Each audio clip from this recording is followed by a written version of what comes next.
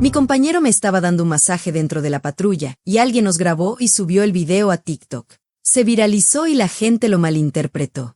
Mi esposo me dejó y me degradaron a tránsito. Nada de esto es justo.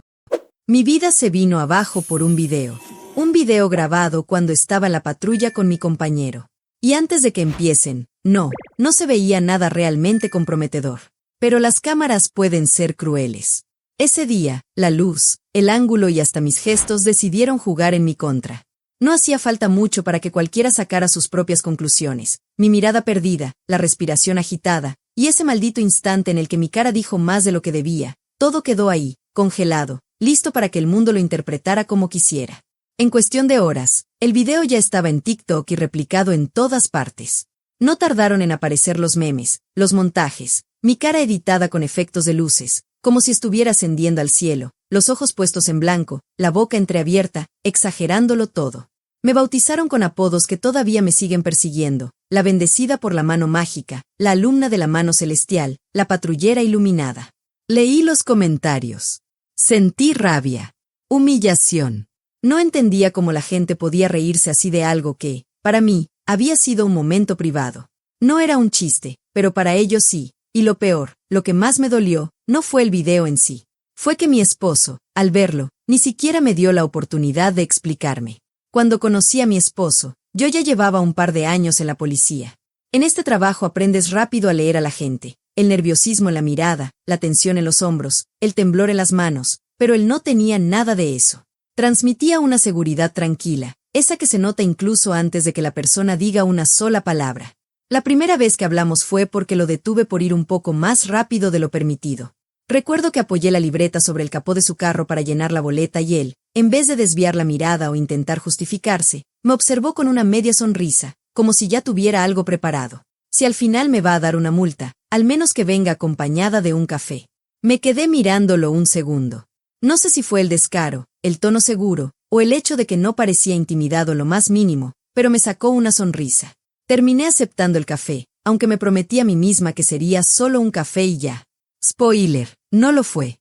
Con el tiempo, supe que trabajaba en una empresa de logística, en un puesto estable, y que siempre tenía un plan para todo, desde cómo ahorrar en las compras hasta qué hacer si el carro se averiaba en mitad de la carretera. Esa seguridad no era fachada. Con él me sentía protegida, como si nada pudiera sacarnos del camino. 3 años después, nos casamos convencidos de que teníamos todo bajo control. Pero la vida tiene una forma cruel de probarte. Apenas un año después de la boda, perdió su empleo. Al principio me dijo que sería algo temporal, que estaba redefiniendo su rumbo, y yo le creí. Salía todos los días a buscar trabajo y volvía con la misma cara, agotado, frustrado, derrotado. Y sí, lo notaba decaído. La mirada ya no era firme, los gestos ya no transmitían seguridad, y su voz había perdido esa determinación que me enamoró. No era el hombre fuerte y confiable que yo conocí. Y por más que suene duro, esa versión apagada de él me generaba rechazo. Dejó de inspirarme admiración. Y cuando se pierde la admiración, la atracción empieza a irse detrás. Para cuando empecé a notar algo distinto con mi compañero, yo ya me sentía desconectada de mi esposo. No fue algo que planeé, simplemente, la chispa que antes teníamos ya no estaba. Con mi compañero llevaba patrullando alrededor de 2 años. Siempre habíamos tenido una buena dinámica, sabíamos anticiparnos a los movimientos del otro, cubríamos las espaldas sin tener que decir una palabra, y hasta las guardias más largas se hacían más llevaderas con su sentido del humor. Pero hace unos meses, en un operativo complicado, algo cambió. Vi cómo tomaba el control de la situación con una seguridad fría y precisa. Sus órdenes eran claras, su voz firme, y todos lo siguieron sin cuestionar. Me recordó, de golpe, a lo que yo había admirado en mi esposo al principio. Esa capacidad de hacerme sentir que todo iba a salir bien. A partir de ahí, sin que lo buscara, las miradas entre nosotros empezaron a durar un poco más de lo normal. Las bromas privadas se volvieron más frecuentes, y los roces, que antes podían pasar desapercibidos, ahora tenían un peso distinto. Y debo admitirlo, con el paso de los meses, lo nuestro dejó de ser solo miradas y chistes a media voz. Hubo besos robados en pasillos vacíos, caricias furtivas durante las guardias nocturnas, y momentos en los que la línea entre el trabajo y lo personal simplemente dejó de existir. Así fue por un tiempo, hasta que un día patrullábamos sin apuro, recorriendo calles tranquilas, comentando tonterías entre llamada y llamada. La radio sonaba intermitente, pero nada urgente. Después de un control de rutina, estacionamos en una esquina poco transitada. No era que necesitáramos detenernos, pero era uno de esos lugares que usábamos para tomar aire, alejados del ruido. Entre broma y broma, las manos se buscaron sin prisa. Primero un roce casual, luego un contacto que se quedó un segundo más de lo normal. Las miradas dejaron de ser un juego para convertirse en algo más, algo que ninguno de los dos intentó detener. Afuera, todo parecía en calma. Adentro, el aire se volvió espeso, como si cada respiración pesara más de la cuenta. No había palabras, solo esa tensión que se había ido acumulando por meses y que, en ese momento, decidió romperse. Lo que no sabía era que, desde un edificio cercano, alguien nos estaba observando, y que esa tarde, que yo creí privada, no iba a quedar entre nosotros. Y no pasó mucho tiempo para que me enterara de que lo nuestro estaba a punto de explotar. A la tarde del día siguiente, el capitán nos citó a mi compañero y a mí en su oficina. No era la primera vez que me llamaban ahí, pero esa vez su mirada lo decía todo, ceño fruncido, brazos cruzados, mandíbula apretada, y esa forma de respirar que parecía contener una rabia a punto de desbordarse. Nos dejó de pie frente a su escritorio, sin siquiera insinuar que podíamos sentarnos. El silencio se estiró tanto que empecé a escuchar mis propios latidos en los oídos, como si fueran golpes. Mi compañero movía el peso de un pie al otro, incómodo, y yo me obligaba a no tocarme las manos para no delatar mis nervios. Finalmente, con una voz seca y controlada, preguntó: ¿saben por qué los llamé? Negamos con la cabeza. Yo ya tenía un nudo en el estómago que me decía que aquello no iba a terminar bien. El capitán se reclinó en su silla, tomó aire lentamente, y sin apartar los ojos de nosotros, giró el monitor hacia el frente. El clic del mouse sonó más fuerte de lo normal. Y ahí estaba. El video. Nuestra patrulla, el interior apenas visible, pero lo suficiente para que cualquiera entendiera lo que estaba viendo. Nuestras siluetas moviéndose en un espacio reducido, mis gestos, mis manos, mi expresión, todo capturado y repetido en un bucle que parecía eterno. Sentí que el aire se me escapaba. No sé si era vergüenza, rabia o puro pánico, pero mis piernas se volvieron pesadas. Eso había sido el día anterior, en plena luz del día, y lo único que podía pensar era, ¿cómo demonios no me di cuenta de que alguien estaba grabando? El capitán dejó que el video se repitiera 3 veces antes de pausarlo. Cada repetición era un golpe más directo al estómago.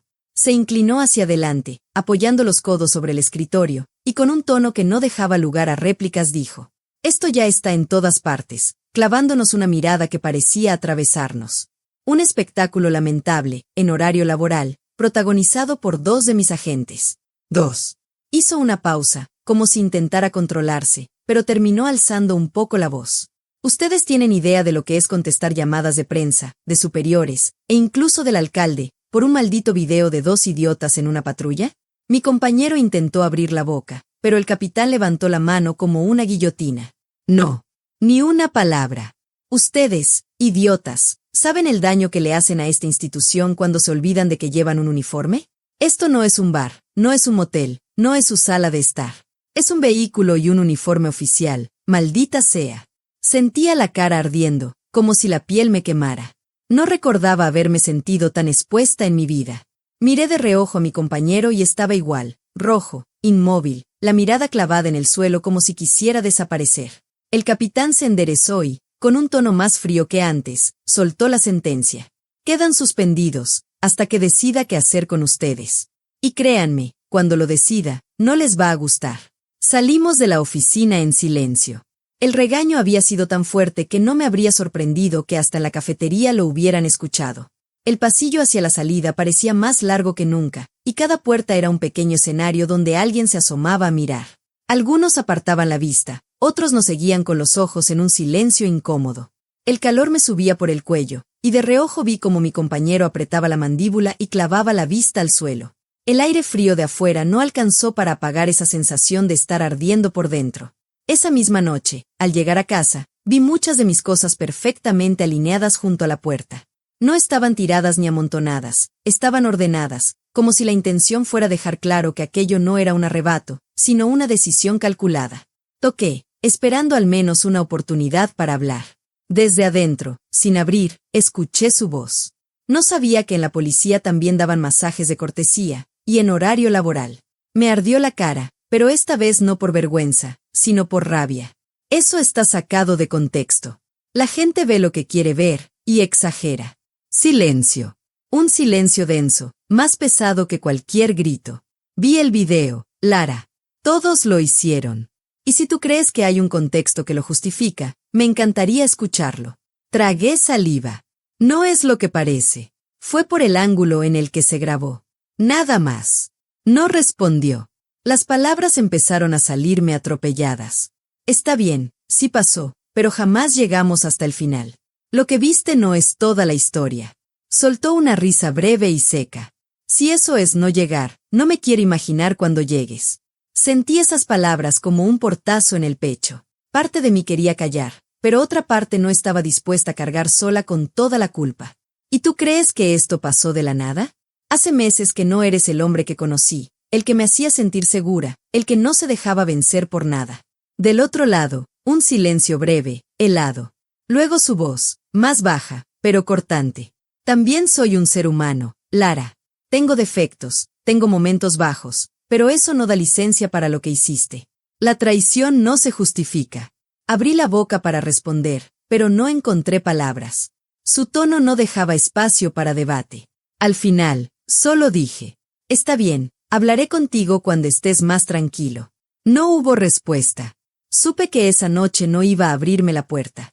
Recogí mis cosas y me marché, convenciéndome de que, con tiempo, podría explicarle todo, y que me escucharía. Había pasado una semana desde aquella noche. No tenía otro lugar a donde ir, así que terminé quedándome en casa de una amiga. Me ofreció su sofá sin hacer preguntas, y yo, a cambio, me ocupaba de algunas tareas de la casa. Después de todo, tenía tiempo de sobra, demasiado, desde que el capitán me había suspendido.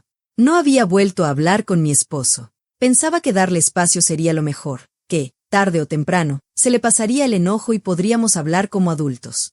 En mi cabeza, seguíamos teniendo una base sólida, años de confianza, planes en común, y, sobre todo, el recuerdo de ese hombre seguro y decidido que alguna vez admiré.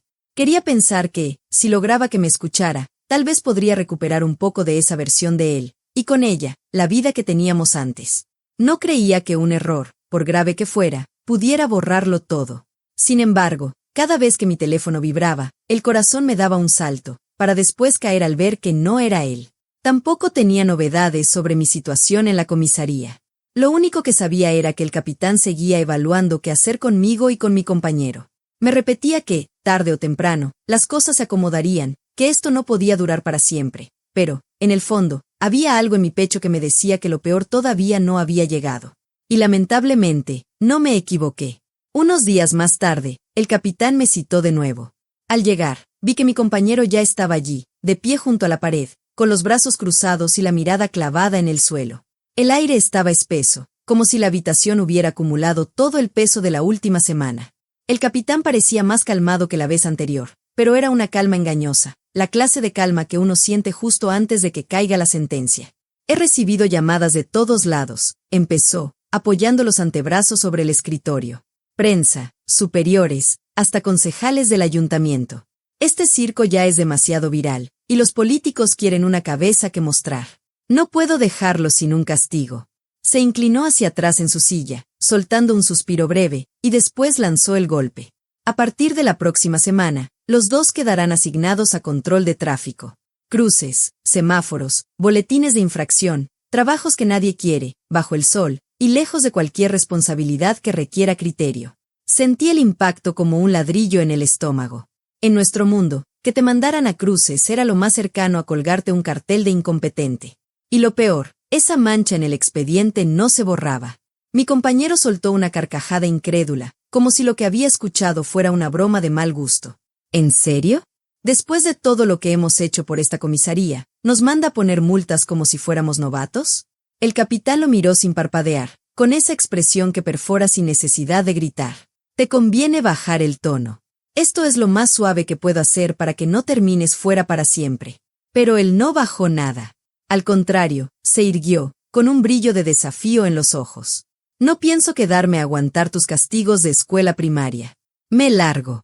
El capitán se inclinó hacia adelante, con una media sonrisa tan afilada como un cuchillo. Perfecto. Así me ahorro el papeleo. Y hazme un favor, no vuelvas por esa puerta nunca más. Mi compañero empujó la silla hacia atrás de un golpe y salió sin despedirse. El portazo retumbó en la oficina como un disparo. El capitán volvió la mirada hacia mí. Tú decides si lo aceptas o te vas también. Tienes 3 días para darme una respuesta. Asentí sin decir nada, sintiendo un peso frío instalándose en mi estómago. Y mientras salía, no podía dejar de pensar en cómo un hombre que antes me inspiraba seguridad había terminado reducido a un berrinche patético frente al capitán. Esa tarde regresé a casa de mi amiga, pero el ambiente ya no era el mismo. Apenas crucé la puerta, noté la tensión flotando en el aire. Ella me recibió con una sonrisa nerviosa y, casi en susurros, me explicó que su esposo había visto el famoso video y se había enfurecido. No por mí, sino por ella. Decía que cubrir a un infiel era lo mismo que aprobar lo que hacía. El ultimátum fue breve y seco: o dejas de ayudarla, o no cuentes conmigo. No tuve margen de negociación. En cuestión de minutos, otra vez estaba con mis bolsas en la mano, sintiendo que el mundo se me iba encogiendo alrededor. No me quedó otra que intentar volver a mi casa. Cuando abrí la puerta, mi esposo estaba en la sala, sentado con los brazos cruzados y la mirada fija en mí, como si hubiera estado ensayando ese momento. «Qué bueno que llegaste». Esto llegó al mediodía, dijo con un tono tan plano que daba más miedo que un grito. Me extendió un sobre. Eran los papeles del divorcio. Y de paso, empieza a empacar lo que te queda. No quiero nada tuyo aquí para fin de semana. Sentí que el suelo se me movía bajo los pies. ¿Así? ¿Después de todo lo que vivimos? ¿Después de todo lo que yo te aguanté cuando estaba sin trabajo? ¿Y los votos? ¿En las buenas y en las malas? Su mirada se endureció. Sí, Lara, los votos también decían algo sobre ser fiel. ¿O esa parte la editaste de tu memoria como editas tus excusas? Noté el calor subirme a la cara, no por vergüenza, sino por la rabia que me provocaba que me hablara como si yo fuera la única culpable. No me pongas todo esto encima. Si no hubieras cambiado tanto, si siguieras siendo el hombre fuerte que conocí, tal vez yo no habría buscado en otro lado lo que ya no tenía aquí. Él soltó una carcajada amarga, sin apartar la vista. Vaya, así que ahora resulta que tu infidelidad es mi culpa. ¡Qué conveniente! Intenté replicar, pero las palabras se me enredaron en la garganta. No me mires como si tú fueras perfecto. No lo soy, me interrumpió, pero nunca te traicioné. Y eso es lo único que cuenta hoy. Sentí que se me escapaba de las manos, así que insistí. ¿Y qué? ¿Vas a tirar a la basura todos estos años por un error?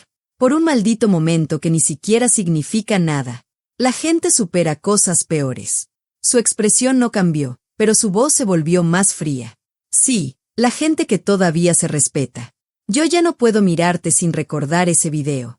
Di un paso hacia él, intentando suavizar mi voz, como si pudiera retroceder un poco el desastre. Podemos arreglarlo. Si me dieras la oportunidad, podríamos empezar de cero.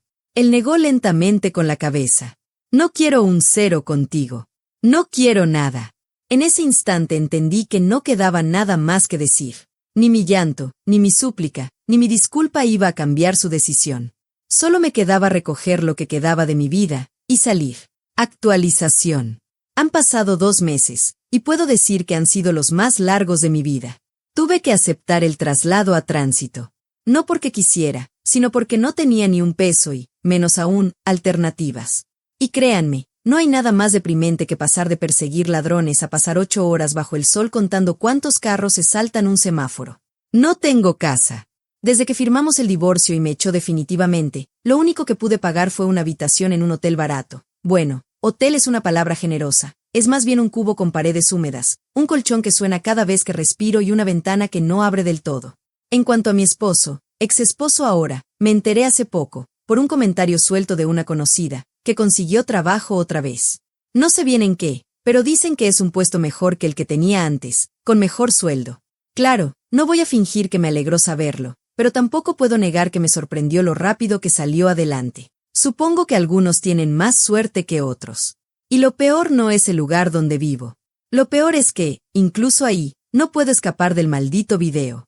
La gente me reconoce en todas partes, en la calle, en los semáforos, hasta los que vienen a discutir una multa parecen tener algo que decir.